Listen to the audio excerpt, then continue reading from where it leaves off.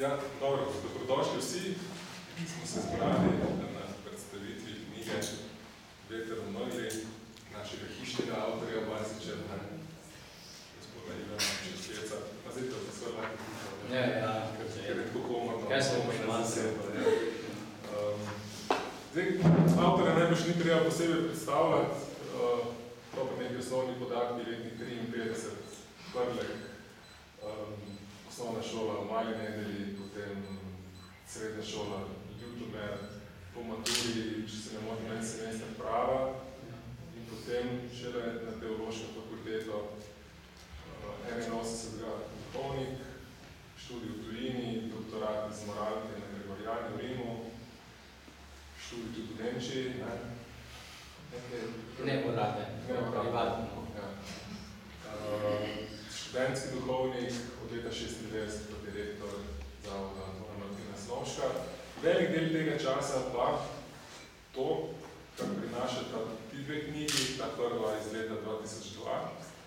Jedro te knjige predstavljajo kolumne na pripihu, ki jih je Ivan več let pisal, meni nekoliko krajši teksti. In to je nova knjiga, 2012, Veter v megli, komentarji in predavanja v obdobju 2012. Ta knjiga pa že prinaša kolumne, komentarje, analize, predavanja, ki prihajajo iz mogoče širšega nabora medijev kot v tej knjigi. Ne so bile neke epizode sodelovanja z Dnevnikom, Financami, Ampak. Ampak dobro, začnemo to predstavitev z neko anekdoto, če se je stvarno nekaj poseben izgled. Ko je Ivan še pisal kolumno na Pripihu za družino, sem pa ravno, mislim, da prevzemal rubriku Kristjani javnosti, kjer je ta Storpič bil objavljen. Neki torek, tik pred sklepom redakcije, jaz čakam Ivanov tekst. Ga ni, ne? Ura je 12, ni, ura je 1, ni, ne? In jaz potem pokličem po telefonu, ja, Ivan, na vrsti si za Prepih, ne? Pravi, ja, sem v Kopru, ekskurzija, dijaki, vsi uredniški, rdeči, oni, alarmi, zvonit, rezervnega scenarija, nikamo naredili, ne? In Ivan edino vprašanje, ki je postavil, kdaj je skrajni rok? Sem rekel, ja, čez 2 uri moramo imeti iskarni, prav dobiš. Z uro in pol sem jaz imel tekst v svojem računalniškem boksu in sem se seveda skozi postavil vprašanje, ne, kako je bilo to tehnično mogoče, ker človek se že znajde, kako je bilo to vsebinsko mogoče, ne? To meni, a Ivan Štuhec vse te teme, ki jih obdeluje, ves čas na nek način nosi sabo? Ne vem, če jih nosi sabo, ampak gotovo, da je to tisto področje, ki me ves čas zanima, ki ga ves čas spremljam. In če je potrebno napisati komentar, potem gotovo tiste dni pred tem bolj natančno spremljam, kaj se sicer v mediji in v javnosti dogaja. Imam neko osnovno idejo, ampak res je, ko si sedem za računalnik, nimam veliko težav z oblikovanjem besedila, v smislu, da ne bi ideje nekako hitro prišle na plano. Tako da po večini vse komentarje napišem maksimalno v 2 urah. Potem za drugi A se spomniš, da sem napisal prvi komentar, prvo kolumno? Ne, pojma nima. Tudi teme ne veš, niti odzivov ne veš. Nič.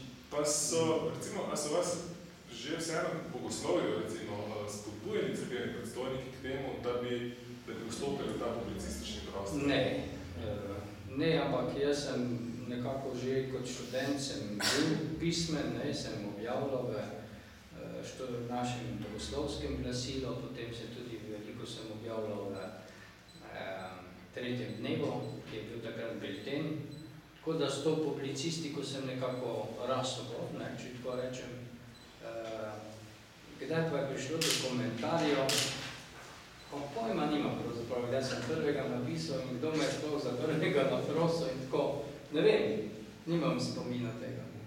Pa ti mogoče zdaj kot profesor na teologiji ali pa kot recimo direktor zavoda, da dijake, študente spodbujaš, da se lotevajo pisanja na tak način? O teh stvareh jaz pri predavanjih ne govorim, ker se mi zdi to malo malo tako odiozno, da boš neko svojo blago tam prodajal, ki vendar res spada bolj v sfero neke eseistike in prostočasne dejavnosti, ni ravno strogo profesionalna zadeva, ki spada predavalnico, tako da direktno ne počnem tega.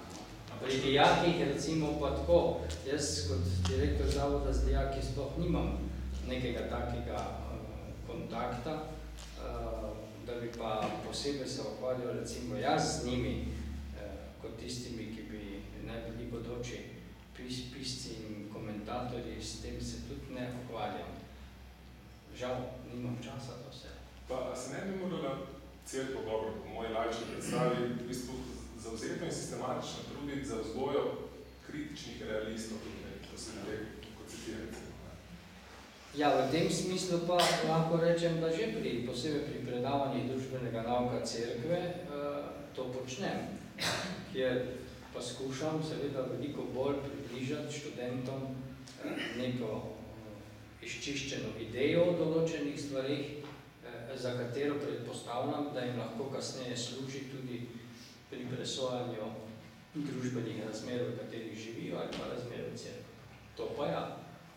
Pa je, čeprav jaz razumem, recimo tudi, ko gledam strukturo te knjige, ali je družbeni nauk cerkve tisto sito, skozi katerega presejaš posamezne teme in se odločaš, kaj konkretno boš komentiral in če se ne boš komentiral? To pa mislim, da je. Jaz mislim, da podlaga celotnega mojega miselnega sveta je prvi vrsti družbeni nauk cerkve in da na nek način to, kar recimo kot teoretik na področju tega predmeta počnem, se potem tu odraža v neki konkretizaciji tudi dnevno političnih in drugih zgodb. Tako da, ja, jaz bi rekel, ta knjiga je išla v pravem letu in upam, da bo nekako razumljena tudi tako kot rezultat družbenega nauka cerkve v nekih konkretnih razmerah. V tem primeru je potem pa lahko tudi študijsko gradivo, največ? Je, seveda je lahko. Vsaj ta ne bodo do neke mere lahko študijsko gradivo, posebej v tistem delu, kjer je nekaj več strokovnega besedila, ki je povzeto iz kakšnih daljših predavanj, ki sem jih imel. V tem smislu, ja, seveda sami komentarji pravno ne morejo biti študijsko gradivo. To potem, če koga potegne, ti daljši teksti, da še potem zraven komentarje prebere, ni nič narobe, ampak v tem smislu pa do neke mere bo tudi iz tega, recimo, kakšne vprašanje za izpit. Študente pa zdaj, veliko si hodil v tem letu družbene pravičnosti po župnijah in govoril ljudem o družbenem nauku cerkve. Kakšne izkušnje so iz teh srečevanj z delnimi ljudmi? Ali to ljudi zanima, ali so prišli tako malce bolj po sili, ali se potem razvija neka razprava? Ja, moja izkušnja je to zadevno, bom rekel, kar zanimiva v tem smislu, da ljudi te teme zanimajo, vendar so na tem področju zelo neuki, zelo nerazgledani. Slovenski kristijan ne ve, kaj bi se naj z družbenim naukom cerkve počel, ker mu ga tudi v poznanjevanju duhovniki ne približajo. In tudi pri duhovnikih se to pozna, da lahko celo sem letos ugotovil, da so bile cele generacije, ki sploh tega področja v času teološkega študija niso imeli posebej kot predmeta ali pa vsaj integralni del moralne teologije. Recimo, jaz sem imel nadškofa Šuštarja za družbeni nauk cerkve in sem bil med generacijami po drugi svetovni vojni privilegirana generacija, da smo imeli nadškofa Šuštarja in še ena generacija za nami, potem pa postal ljubljanski nadškof, je bilo konc tega privilegija in potem so neke filozofi flikali, pa so flikali tako rekoč dolgo z tem predmetom, dokler jaz nisem prišel z Rima in dokler ga jaz nisem začel predavati. Tako da sem na vseh predavanjih povem to anekdoto, ki jo lahko tudi danes tu ponovim. Lansko leto na junijskih izpitih sem v 4. letniku teologije postavil vprašanje, kateri so bili totalitarni sistemi 20. stoletja in so bile 4 študentke pred mano in 4 študentke niso znale odgovoriti na to vprašanje z enim samim totalitarnim sistemom iz 20. stoletja. To niso bile študentke, ki so špricale, to niso bile študentke, ki jih nikoli jaz ne bi videl na predavanju, celo so bile med takimi, ki so bile večinoma in so vse iz mojih ust morale 10-krat najmanj slišati te izraze, na izpitu so popolnoma odpovedali. Pa sem pa rekel, dekleta, ne mi zameriti, ampak jaz bi vam vzel volilno pravico. Se mislil, da se je bodo vse takrat zbudile, pa bodo skočile pa rekli, profesor, to pa ne, kje pa? So rekli, gospod profesor, vse imate prav. In tu vidim problem, problem posebej vidim pri mladi generaciji v tem smislu, da za družbene področja ni interesa. In on se prav opazil pri študentih, njim miselni svete družbenosti sploh ne funkcionira. Oni se v tem ne znajdejo, oni so zgubljeni znotraj tega družbenega področja. To je podobno. Prvo poglavje te knjige je razdeljena na 3 velike tematske. To je ravno tem vprašanjem namenjaš, vprašanjem demokracije, odgovornega državljanstva, volitve, referendumi, tudi dosti konkretne politične analize. Pa me zanima, ali moraš kot duhovnik v državi, ki ima v ustavi napisano tisti znameniti ločitvi cerkve in države, paziti, da tukaj ne prestopiš neke imaginarne meje in da ne dobiš nazaj vrnen nek učitek klerikalizma, recimo? Ja, jaz moram reči, da zaenkrat meni osebno tega nišče ni očital. V teh tekstih pa mislim, da tudi znam postaviti mejo, dokod cerkev ja in odkot naprej cerkev ne. In to se mi zdi, da če nekdo pač pozorno bere komentarja ali pa pač recimo ta predavanja, ki so, bo videl, da znam pokazati na mejo, ki je pristojnost cerkve, se pravi področje vere in morale, in mejo, kjer cerkev nima pristojnosti na področje operativne politike in upravljanja za državo. Tako da z tega vidika se mi zdi, da to ni problem. Zdaj, da se pa jaz kot duhovnik in teolog ukvarjam z te vrste vprašanji, je pa samo za slovenski prostor lahko abnormalno. Za vse druge prostore v Evropi je pa to čisto normalno. Cela jezuitska revija, če je ta katolika, se ukvarja samo s temi vprašanji, pa sami jezuiti odpišejo. Pa se dobeno v tem ne sprašujejo, to čisto ok ali ni ok. Se pravi, teoretsko in eseistično in tako se mi zdi na neki kulturni ravni, je prav, da se tudi duhovniki s takimi zadevami ukvarjamo. Napačno pa bi bilo, če bi posegali pa v praktično operativno, politično organizirano obliko življenja. To seveda ni naša pristojnost. Ko omenjaš duhovnike, kakšni se bo odzivi med sobrati duhovniki na moje zapise? Recimo duhovnikov, ki tako dejavni na tem publicističnem področju ni veliko, recimo ti, Janez Juhant, mogoče še Poznič, Drago Skrcenekom, Salomonske otoke v Matnu. Kako recimo presojajo to tvoje državo? Mogoče tudi škofje? Zaenkrat moram reči, da večinoma sem dobilo pozitivne odzive. Ne spomnim se, da bi mi kdaj kdo rekel, kaj je slabega, tudi če si je mislil, da ni hotel tega narediti. No, kot te politične teme omenjamo, v tem prvem poglavju, če samo izberem eno tematiko, posvečaš neko specifično pozornost funkciji predsednika države in osebam, ki so na tem položaju sedele do zdaj. Zakaj recimo izbereš te predsednik države? Zaradi tega, ker mislim, da je v Sloveniji do predsednika države tipičen nedemokratičen odnos in da se vlogo predsednika države po eni strani mitizira in se o njegove osebi ne govori dovolj kritično, posebej še, ko gre za zavzemanje njihovih stališč do aktualnih političnih vprašanj. Po drugi strani pa instituta predsednika države v Sloveniji ne znamo dovolj ceniti. In se skozi to tudi kaže, kako smo dejansko šibkotvorno državotvorni. Ne? Kajti predsednik države bi si v neki normalni državi res zaslužil tudi na simbolni ravni neko drugo pozicijo, hkrati pa bi ta pozicija tudi od njega zahtevala, da bi se drugače obnašal, kako se obnaša ta aktualna, še živeče in aktualni predsednik države. Zato mislim, da je treba o njiju tudi ad personam pisati, ne samo ad rem.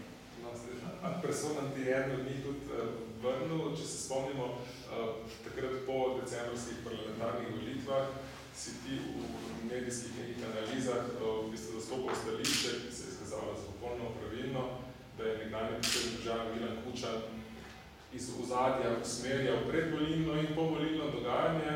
On je pa potem to tvoje stališče ovrednotil tako, češ v mediji bi bilo treba nebulozam, Štuhečevim nebulozam, enkrat narediti konec. Mi smo bili redki, ko smo razumeli to kot nekakšen napoved medijske likvidacije. Štuhece, kako si sam razumel recimo ta izpad bivšega predsednika države? Ja, ko mački stopiš na red za cvili, ne, in on je očitno dobil v Mariborskem večeru, se pravi v srednjem štajerskem časopisu, posebej namenjen intervju za to, da je lahko tudi mene tam okrcal. Ta isti večer v svoji veliki demokratični vehementnosti ni mene do danes poklical, da bi lahko na to odgovoril, ne, ker to kaže nekaj o značaju tega časopisa v zadnjem obdobju, ker je postal eno največjih trobil v Sloveniji za določeno politično linijo. Ne. Tako da se mi je zdelo prav zanimivo, kdo je pa tam zdaj eden od glavnih urednikov, Dejan Pušenjak, ne, ki je bil svoj čas urednik Sobotne priloge Dela in tako naprej. Ne. In Kučan je imel naenkrat v večeru kar zapored neke intervjuje in intervente in takrat si je seveda tudi pač privoščil mene. Najbolj me je pa zabavalo to, ne, da ni bilo 14 dni po tistem, ko so mu pa ljudje iz stranke povedali, da imajo zadost teh sivih stricov. In potem sem bil seveda pa nekak tako, ne, se mi je tako. Zdrsnilo po duši se neko vidiš. Če oni govorijo tako, njegovi lastni, res nisem tako slab politični analitik. Zdaj sem pretekal celo levo nagnjenih medijih. Vmes je ena epizoda, kjer se ta knjiga dobro ujame, ki sem že omenil pisanje za Ljubljanski dnevnik, tukaj meni za medij, ki je veljal mogoče za najbolj leve, kak je nas. Kakšne izkušnje? V tistem času ne. Zdaj bolj, ker so prebeg mladininih urednikov k dnevniku je povzročil, da je še bolj levi, kot je bil kadarkoli. Recimo tiste izkušnje takrat, urednik Leser, ki jo pohvali, kakšne je ugotovili? Tudi moja. Jaz moram reči, da je bila profesionalna, nimam ene same pripombe na karkoli, nikoli niso se vtaknili v moj komentar, niti s pičico, skratka, res na nivoju in popolna svoboda. Tu bi naredil kakršnokoli krivico, če bi karkoli v tej smeri kritičnega pripomba. Problem, ki je pa nastal, pa ki sem ga jaz potem videl in zaradi katerega sem rekel, da tega več ne bom počel, je pa bil kontekst. Jaz sem bil pač neka črna ovca znotraj časopisa, ki je zagovarjal seveda vse druge teze, sam nikoli skoraj tiste, ki sem jo jaz zagovarjal. In potem se vprašaš, a zdaj pa naj jaz služim za demokratični videz temu časopisu? Takrat sem pa rekel ne, zdaj pa ne bom več. Ne? Ker če bi nekako se ta demokratična podoba časopisa res spreminjala v nekem širšem kontekstu, potem bi to imelo smisel. Sicer pa so potem že za naslednje leto bili predlogi, se to spomnite, ker tu mimo dnevnika veliko hojite, najbrž ne, da je dnevnik začel delati reklamo za svoj časopis z znanimi obrazi. In jaz sem bil med kandidati. In takrat sem rekel, pa ne, to pa ne bom. Reklame pa za ta časopis ne mislim delati svojim obrazom. Tu si takrat tudi, če se ne motim, tarča nekih pisem bralcev in podobne stvari, kako si to doživljali, niti ne? Nekaj malega, pa to so tako nepreboleli borci vsakega toliko časa izrežejo kakšen članek z kakega časopisa, napišejo Hakim Krojce gor, pa kakšno svinsko pripombo, pa ti to v kuverto pošle. To je pa vse, kako sem resnejšega dobil, drugače pa. Anonim pa v principu ne berem, pa jih ni tako veliko bilo. Kaj pa glede na to, da se veliko tekstov današnji pojavlja tudi na spletu, ker je spet možno kaj komentirati in podobno, kako debelo kožo imaš glede tistih forumskih komentarjev? Ne, po pravilu skoraj nikoli ne gledam, ker nimam za to časa, se mi zdi izguba časa. Poleg tega pa tudi na teh forumih je vse anonimno. Ljudje, ki se anonimno izražajo o nekih stališčih nekoga, ki je znan, ki je svoje ime pa priimek postavil pod besedilo, so zame v principu neki strahopetneži, bojazljivci. S takimi ljudmi nimam kaj komentirati, na njihov komentar nič ne dam. Sem pa med drugim zadnjič enkrat opazil, da je eden rekel, tudi če se s to hecom ne strinjam, glede družinskega zakonika pa prosim, rekel, no viš, tudi taki sem. Kako si se presojaš slovenskega pokrajina? Skozi te izkušnje, tudi skozi izkušnje z novinarji, ker vemo, da nisi samo kolumnist pa analitik, tako avtorski, ampak da, kot je tako že oni dan predstavil novinar Radija Maribor, da je to človek, ki vsi novinarji, ki obravnavajo državno cerkveno vprašanje, imajo njegovo mobilno številko. Moraš pa spomeniti. Ja, se sem tudi tako govoril, da moram vsako tako časa, ker več ni dobenega mi. Kako presojaš? Jaz sem do zdaj imel dve negativni izkušnji takih, na katere sem tudi reagiral. Ena je bila nedolgo tega z nacionalno televizijo. In sicer so glede družinskega zakonika naredili intervju z mano, kratek, potem sem se pa znašel v poročilih, najprej tako, da so povedali stališče premijera Janše, potem so na drugi strani povedali stališče predsednika Turka,